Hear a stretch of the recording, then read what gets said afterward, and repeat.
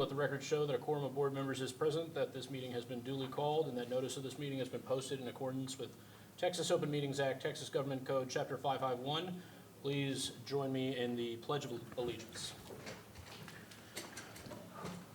I pledge allegiance to the flag of the United States of America and to the republic for which it stands, one nation, under God, indivisible, with liberty and justice for all. All right. So, brings us to roll call. All right. Ms. Felicia Moody. Here. Mr. Esteban Serta. Here. Ms. Debbie Villagomez. Here. Sean Glovier is here. Ms. Natalie McKay. Here. Mr. Daryl Owens and Dr. Maria Douglas are out today. So we'll move to item 3, public comments on agenda items.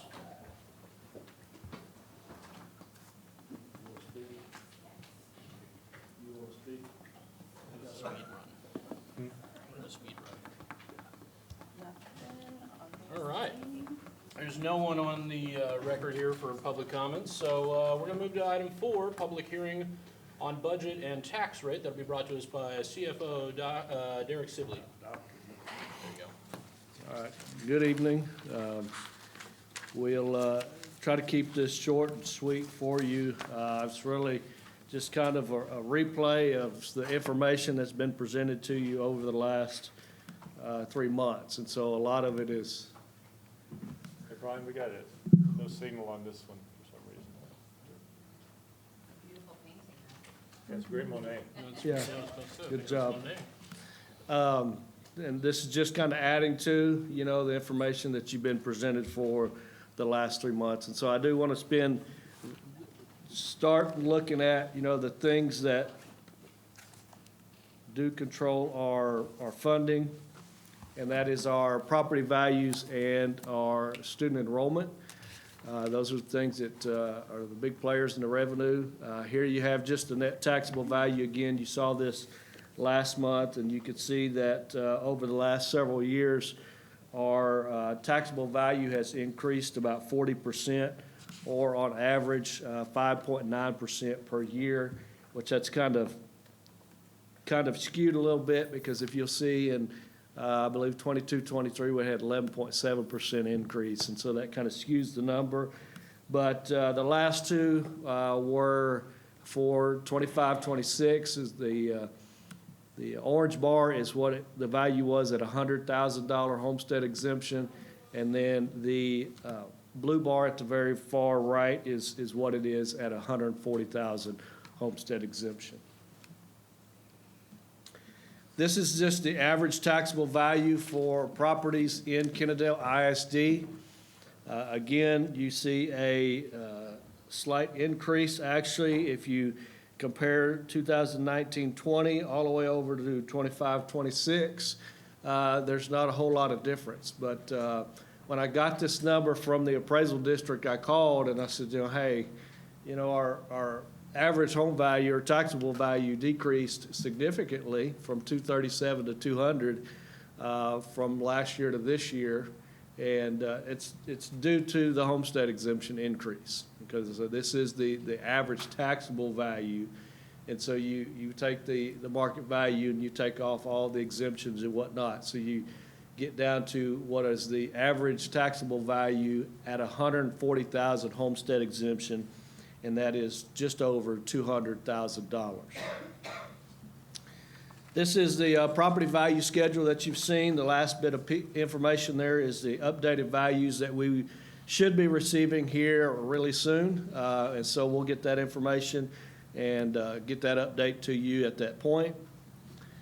This is a look at our average daily attendance, and you can see the blue bar there towards the middle of the page. That's where we ended 24-25 at 25.32. The orange bar just to the right of that, 25.07. That is what our estimate is on our ADA for the 25-26 school year, and then just kind of estimated out the next 2 years so that you can look at this. This is a big driver in our revenue. Our state revenue is based on student attendance, the number of students, the type of students that we have. And so as you can see here, we've lost 244 students since 2019-20. And if you do the math on that and you just multiply that times the basic allotment of 6215, comes out to about a $1.5 million that's been lost in state revenue just from a decrease in our average daily attendance. And so as this trend continues, the revenue and the state revenue continues to be impacted from that trend. And that is about a 1.8% decrease on average every year. So looking at property tax revenue, I won't spend a whole lot of time here. No change from what was presented to you in July, estimating a property tax revenue of just over $15 million. Other local revenue, again, it has not changed either. It is at $547,000. Our state revenue, we do see a little bit of a change here in both the foundation school program and the available school program. Nothing drastic or anything. Since when we met in July, there have been 4 new revisions to our state funding template. So we were on version 3. We are now on version 7. And so there's just constant changes.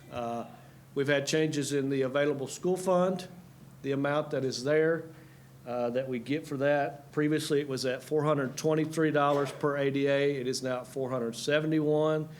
And so I just want to prepare you that as we continue to move forward, I fully expect there to be more versions of the template that are going to come out. And so just kind of like this where we saw just a little bit of movement here and there, I fully expect for us as they continue to try to figure out the laws that we'll see movement along the way. We actually gained a little bit here. We gained $180,000 in the available school program and only lost $112,000 in the foundation school program. So ended up in our favor this time. And so our total state revenue is $17,464,000. Federal revenue hasn't changed. It's the same, $185,000. And so if we bring this all together in our total revenue, our estimated total revenue right now is $33,259,000. So looking at the proposed budget, dollar amounts at the object level, looking at payroll from what I presented to you in July, which was $27,479,000. We got our final payroll budget once they, get all the numbers in the system, get people out, get people in, make all the adjustments. That number come out to just over $28 million at $28,062,000. And so we did see, $500,000, $600,000 increase in our payroll budget from what was presented to you in July. The other areas, there were slight changes. Contracted services went down slightly. Supplies went up slightly. Miscellaneous expenditures went down. Debt service stayed the same from what was presented to you. And so the overall proposed budget is $34,682,000. This is just a breakdown of what it looks like as far as the object level goes. Payroll benefits makes up 81% of our budget. And so, which is pretty typical for public school districts. Contracted services at 11%, miscellaneous operating cost at 4%, supplies at 3%, and then debt service takes up 1% of our budget. So this is looking at it on the functional level, and I've broken this out into 3 different categories. And the first category is instruction and instructional support. So what do we spend actually on the instruction and instructional support for our students? And so you can see the difference here. I have the 24-25 adopted budget And then the proposed budget, our instruction budget is $19,511,000. Media services, which is also library, it's $214,000. Curriculum and staff development at $189,000. Instructional leadership to $987,000.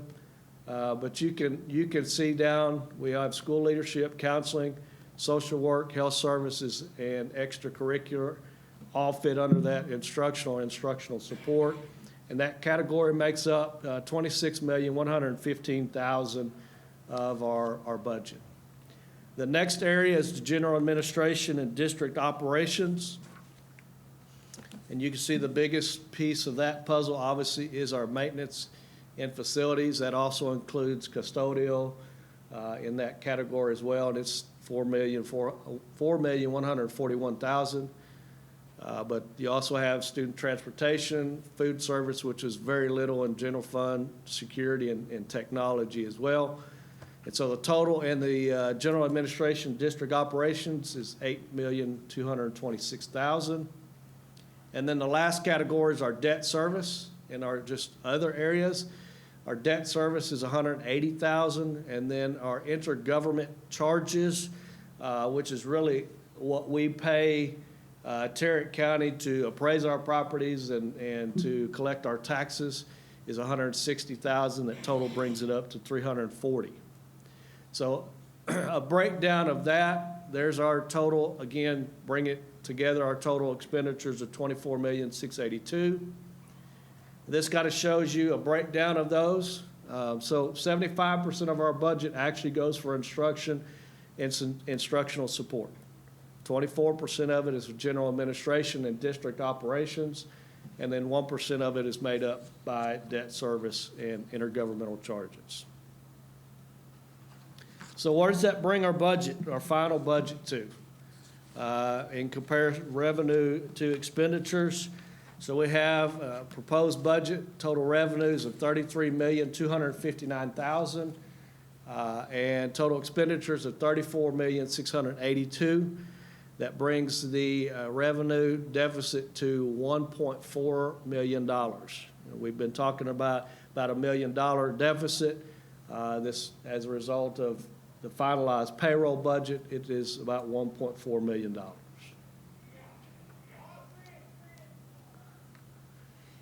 The other two budgets that you're going to be asked to approve on Thursday night, one is the food service budget. And you can see over in the far right-hand column under proposed budget, the proposed revenue is $1,637,000. Total expenditures, the same at $1,637,000. So you're looking at a balanced budget there for the food service. And then also the debt service proposed budget, total revenues of $9,127,000, total expenditures of $9,026,000, which is a slight increase or slight surplus of just over $100,000 in the debt service program.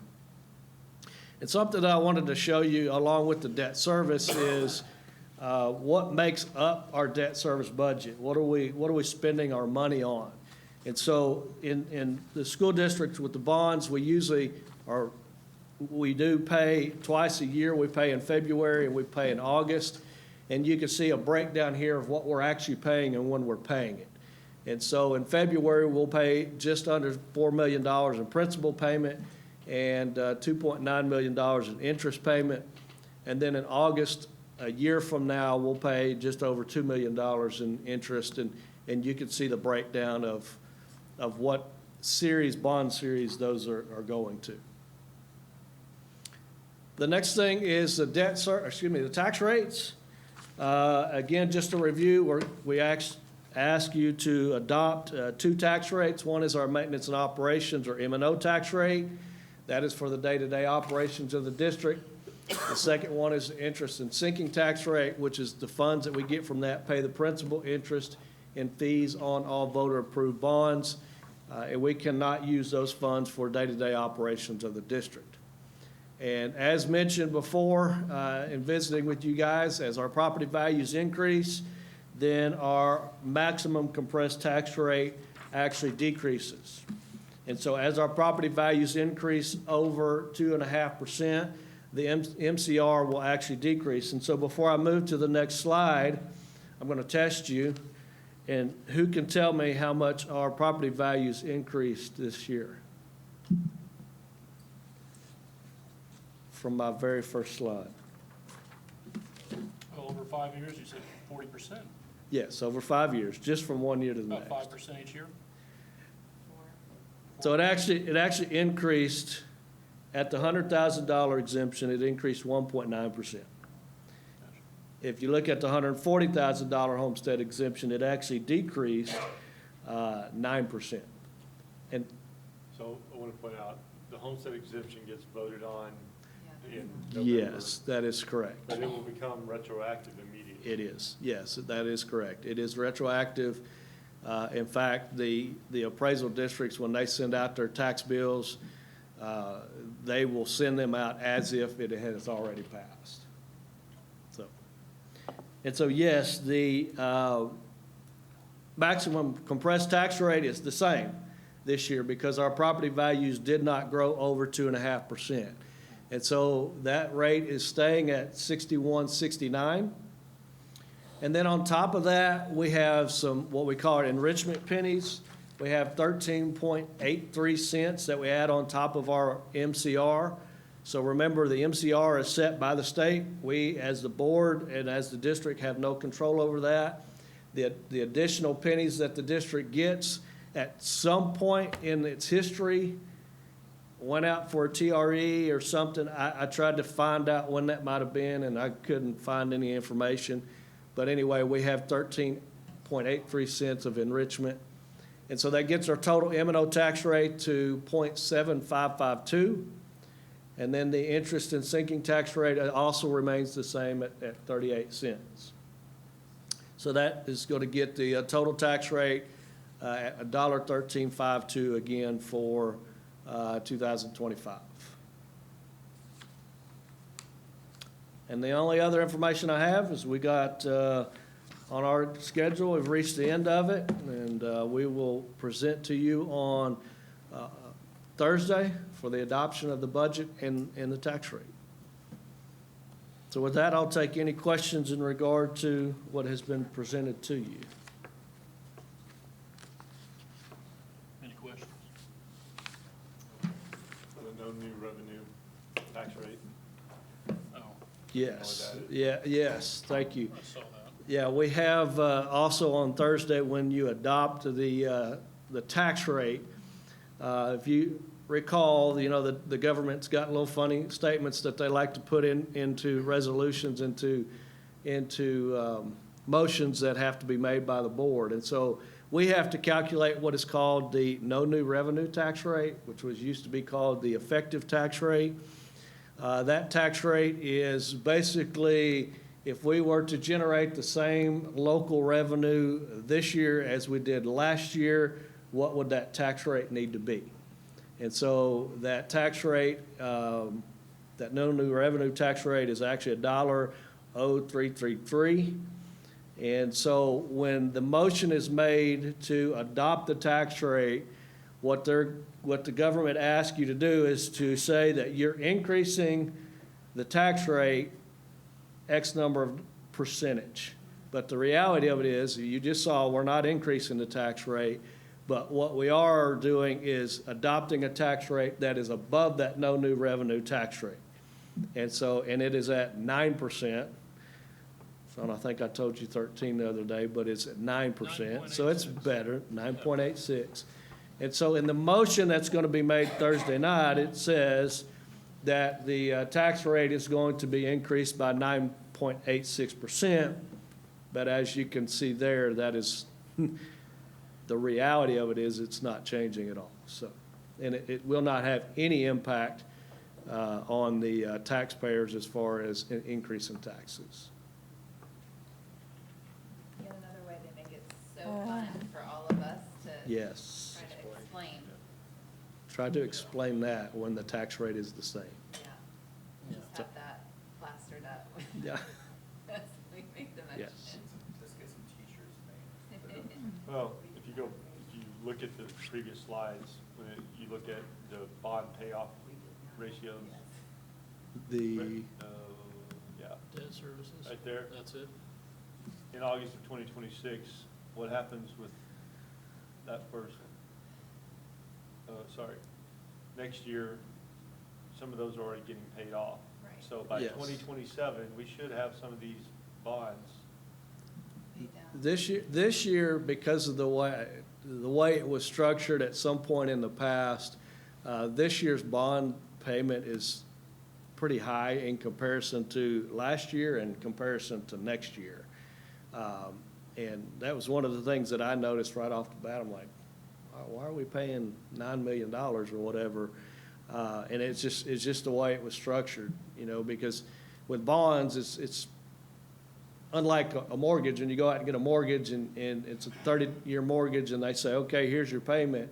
And as long as you make no changes, you don't refinance, you know, don't get a home equity, you're gonna pay the same amount every month for 30 years.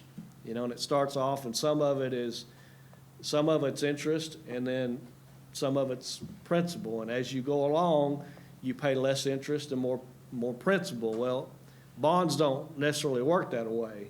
You establish right up the front, here's what you're gonna pay, here's the total amount of interest you're gonna pay, here's the total amount of principal you're gonna pay, and then you're gonna pay it over 25 years. You can structure that any way you want to.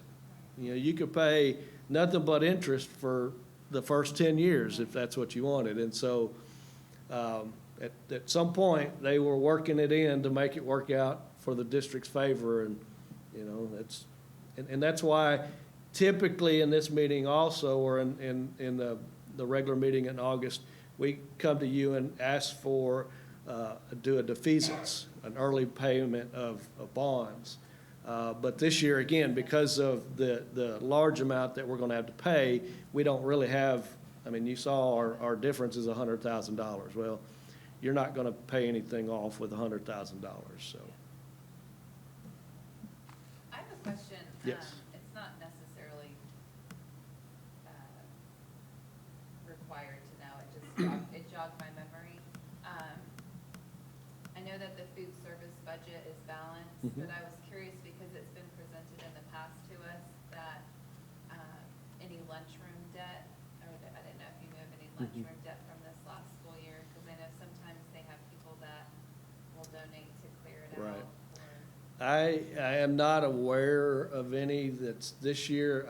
I will say that yes, by law, any negative balances, any student negative balances at the end of the year have to be covered have to be zeroed out.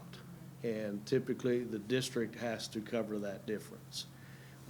And if the food service program were to go into a deficit, now they do have fund balance, just like, you know, the general fund, but they cannot run in a deficit, you know, and so then the district would have to pick up, you know, there too, so. But no, I haven't seen, actually, Lori sent me an email late this afternoon that was kind of a breakdown, and I honestly and didn't that's even fine. open That it wasn't on up, the so, spot. yeah. It just jogged my memory because I know we've been presented with that before, and that's nothing, Yeah. it jogged my memory. Yeah. So I was just curious more than anything. Okay. I'm glad it's balanced. Any other questions, comments, concerns about the budget or the taxes for 2025, 2026? No. All right, well, thank you for Appreciate it. that. I'll look forward to hearing from you again on Thursday night. We'll be in our shirts, we did not raise. Yeah. I want the whole explanation on the back. That's what Ms. Moody says, she's gonna work on that. So for us. on the front, put 9.86, but on the back say, we didn't raise the taxes. We didn't start the fire. All right, well, that brings us to the end of special meeting number 1 this evening, so with that, I'll entertain a motion. I make a motion to conclude the first special. All right, this meeting is adjourned. Thank you.